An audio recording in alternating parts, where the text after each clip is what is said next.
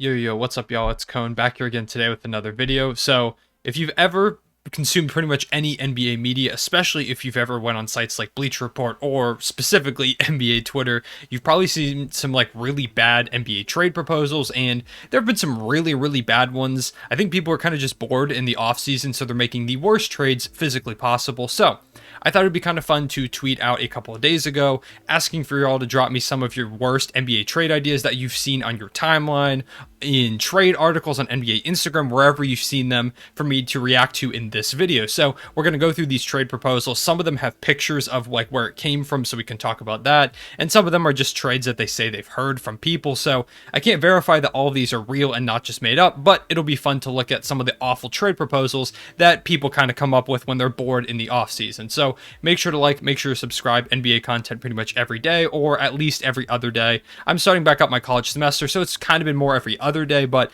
gonna try to get back to daily at some point soon. So like I said, tweet out a couple days ago, drop me some of the worst NBA trade ideas you've ever seen for me to react to in a video. The first one is 80 for Damian Lillard. This is one that I think I saw. It was on maybe Colin Cowherd's show. It just doesn't make sense really for either team.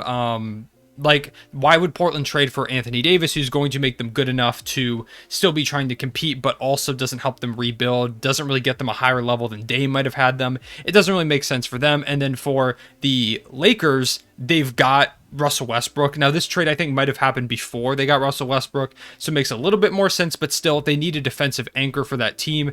Anthony Davis makes sense. Yeah, that trade doesn't work very well for either team, especially now that Russell Westbrook is on the Lakers. Lillard and Jokic traded to the Timberwolves. I've never seen this one. Portland gets D'Angelo Russell, I'm guessing that is, Patrick Beverley, Malik Beasley, a 2022 first-round pick, and a second-round pick. And they give up Dame for D'Angelo Russell, Pat Bev, Malik Beasley, and two like mediocre picks. Already a horrible return for Portland. The Nuggets get Cat, a 2024 first and second round pick, and Jared Vanderbilt. And then Nurkic goes to Denver for Michael Porter Jr. This trade's all over the place. I've got no idea what's going on. It sucks. Let's go. Lou Dort, Kenrich Williams, and the Thunder's pick for the Warriors, 14th overall pick, and Alan Smilagic. I did see this one. Yeah, it was bad. I think it was maybe our 16th overall pick. Or 18th overall pick, or it might have not even included a pick, I don't remember, but this was a Bleacher Report trade, basically having us trade Lou Dort and Kenrich Williams for the 14th overall pick and Alan Smilagic, which really doesn't make sense. Like it says here, he got waived, so why would we do that? And why did we need the 14th overall pick for Lou Dort? He's one of those guys that I feel like every team has some player that the national media just way undervalues. I think Dort is kind of that guy for us, which is weird because I feel like Dort is kind of like a meme in a lot of the media. Like, people know who he is through his Game 7 performance and his defensive performances, but they still kind of undervalue him, so it's weird. Anything related to the number 1 overall pick in SGA, I said this before and I'm going to say it again. I would not have traded SGA for the number 1 overall pick straight up, and I'm going to defend that. So when people were saying we were going to trade the 6th pick and SGA for the first pick, yeah, I didn't like that. This one is the Lakers get Chris Paul in a sign-and trade. They give him 3 years, $95 million. The Suns get Dennis Schroeder for 4 years, $90 million, and the 22nd overall pick. This one would have kind of made sense if Chris Paul wanted out, and Phoenix still kind of wanted to try and be competitive. Now, of course, Dennis Schroeder did not earn that much money. Clearly, he didn't get that much because he got around $6 million from the Boston Celtics this offseason. The only way this would have worked is if Chris Paul wanted out, and he clearly didn't, so it doesn't make sense. Let's see. What else do we have here? Ben Simmons for CJ McCollum and Damian Lillard. I don't know who said that, but yeah, that's a lot. Damian Lillard himself is a lot, and to throw in another guy in CJ McCollum. This is one a lot of people have been talking about. The Orlando Magic get Tyler Hero for RJ Hampton, Cole Anthony, a first-round pick, and a second-round pick. I don't think this is that bad for the Magic, mainly because they've got a lot of guards. They've got Fultz and Suggs now. Hero can kind of play more of the two. He can also play maybe some like small ball, small forward if you really want to get carved up on defense. But at the same time, RJ Hampton and Cole Anthony have a lot of potential, especially Cole Anthony showed a lot last season that I really like.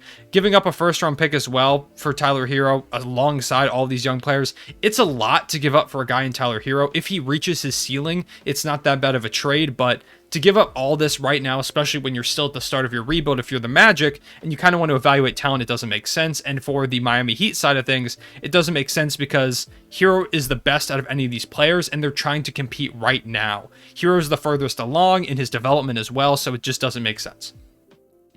Jimmy Butler for Paul George 1-for-1. Yeah, I don't necessarily get that trade. Here's the Heat and the Magic trade again. I told you, a lot of people have been talking about that one. Shea to Toronto for Anunoby and the number 4 overall pick. Yeah, I would have literally went to Oklahoma City myself to find Sam Presti and demand why he made that trade if he did. It's just, no. Trading Shea to move up 2 picks. OG Anunoby's cool. He's a good player. But I would not trade Shea for him and moving up 2 picks in this draft. It just didn't make sense at all.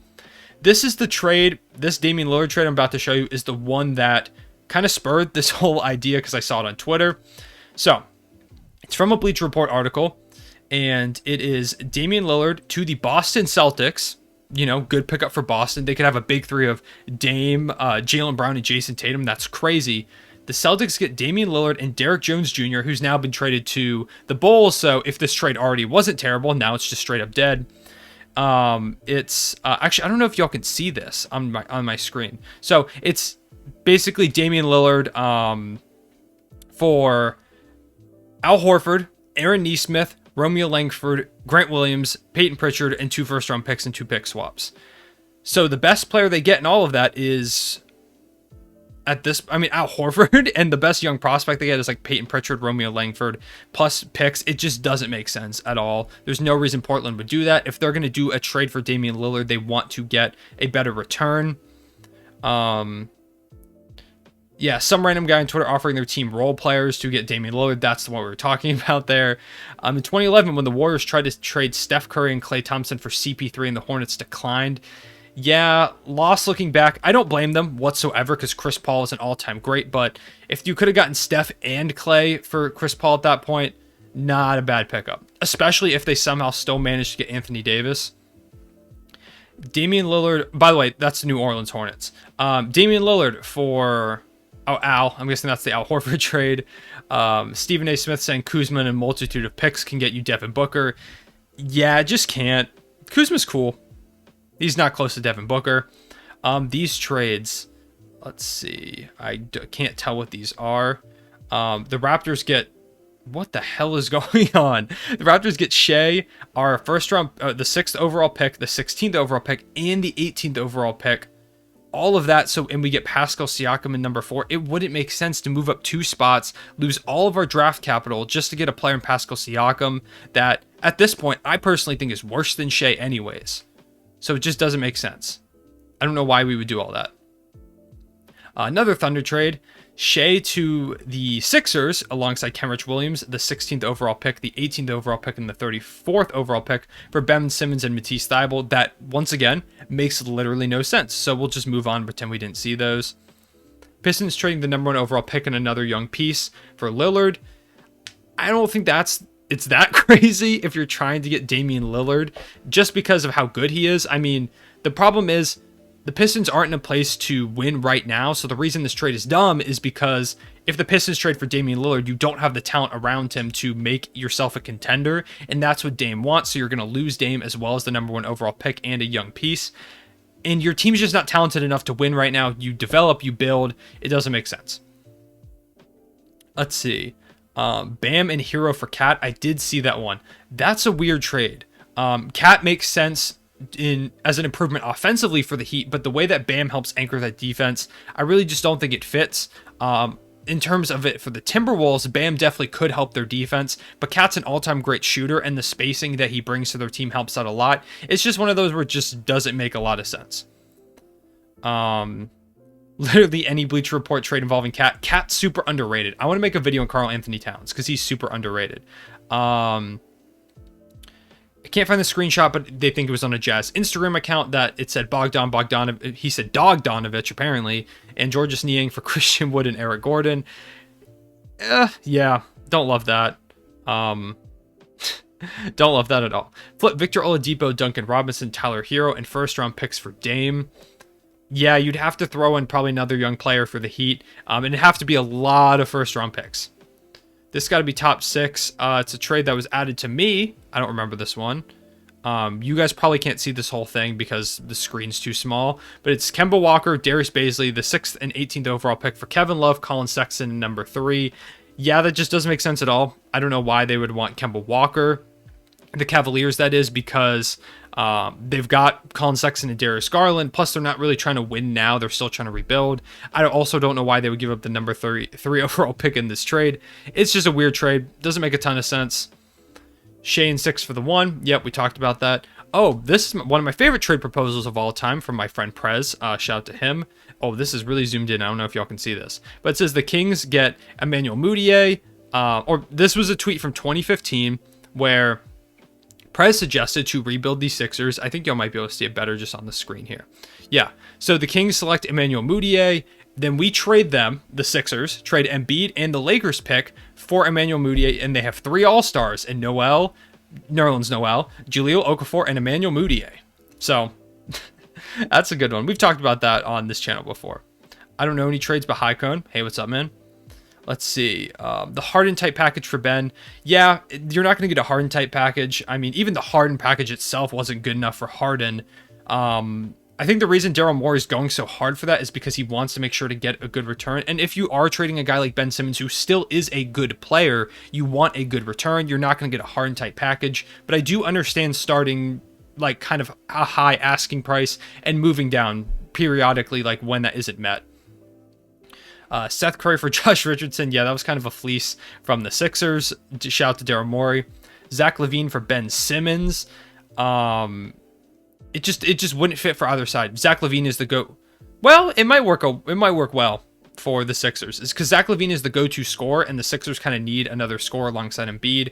And if you take LaVine off of that Bulls team, they really lack that go-to scorer. Obviously, they've got Lonzo Ball, DeMar DeRozan, Nikola Vucevic. Like, they can all kind of score the ball. But having a guy like LaVine that can put up a ton of points is something you need. And now with a guy like Lonzo, Simmons really wouldn't fit. Once another Stephen A. Smith saying the Lakers should trade Kuzma for Booker idea. Yep. Any Bleacher Report article containing Zach LaVine over the past 4 years. I feel you on that with the Shea stuff. The reported Daryl Morey Simmons Raptors trade was pretty bad. Toronto gets Ben Simmons, and Philly receives Fred VanVleet, Kyle Lowry, OG Anunoby, and pick number 4. Yeah, that would have been a lot. I could have seen Lowry going in the trade. I also could have seen maybe like, I don't even know, like I don't think you trade VanVleet and Lowry or Anunoby. And definitely not pick 4 if you're the Raptors, unless the Raptors were trying to compete. If the Raptors said, hey, we want to compete, and they dealt like Lowry and pick 4, I wouldn't have blamed them. Probably might not have been super smart, because I think Scotty Barnes is going to be really good, and I don't think they want to compete right now. So, but I wouldn't have blamed them. Beal to the Celtics for Al Horford and Josh Richardson. Yeah, there was a Celtics reporter saying that the reason they thought Josh Richardson got extended, and I mean, this could be the case, but they were saying that is because they think that the Celtics should trade Al Horford and Josh Richardson for Bradley Beal, which doesn't make sense at all, of course, if you know how good Bradley Beal is. Kuzma, KCP, a late first and a second round pick for Zach LaVine. Zach LaVine gets disrespected in trade proposals. Cat for Oladipo and Bogdan. Oladipo's on the Heat. Bogdan's on the Hawks. I don't understand what he's saying. It's okay. Maybe that's why it's bad, because those guys aren't on the same team. All right, so I think we're kind of getting to the end now. A lot of these are just kind of repeating stuff. The Sixers want to trade Simmons for Hunter, Reddish, and Okongwu. I don't know why the Sixers do that. It just doesn't make sense to me. Like, obviously, that's a lot of return in young players, but you're trying to win now, and none of those guys really helps you the way that Simmons could help you, other than maybe spacing-wise, plus getting a little bit more depth. As for the Hawks, I think Simmons would be a really good fit on that team, especially if he started to shoot a little bit more. I don't hate that trade. That might be controversial, but I don't hate that trade. Mock trade for the Raptors and the Warriors. We'll do this one and then one more. The Warriors get OG Anunoby, Chris Boucher, and Yuta Watanabe, and I think it's Delano Banton. I don't know how to pronounce his name. I apologize. And then the Raptors get Andrew Wiggins, a 2022 second-round pick, and a 2023 first-round pick. Yeah, I don't love that. Yeah, Andrew Wiggins just doesn't make sense for the Raptors, who I think are trying to build something. I think OG Anunoby is going to be really good this year, so I just don't like that at all for them. Let's see. Yeah, I think most of this stuff. Oh, we'll end with this one. Gilgeous-Alexander goes home to Toronto. This was a trade that really pissed me off in the offseason because it's the Thunder trading pick 4, or the Thunder getting pick 4 and Aaron Baines for Gilgeous-Alexander. I wouldn't trade Shea straight up for pick 1. So to give us pick 4 and now Aaron Baines, who was supposed to be considered as like an additive piece, and now he's not even on a roster. That's how bad some of the trades were this offseason. So those are some of the worst trades that we've seen this offseason. If there's some bad ones I missed, let me know in the comment section below. Let me know what the worst trade you've ever seen was. Whether it's a real-life trade that happened, let's not mention the Harden trade, let's be nice, or a trade that you've seen on like Bleacher Report or something. Also, if you have any other articles or anything that you want me to react to, feel free to send them my way because I like doing those types of videos. I appreciate y'all watching. If you made it this far, drop a Dort is valuable in the comment section below to let people know that Dort shouldn't be traded for just anything. I appreciate you watching. I'll see y'all later. Real one, say it back.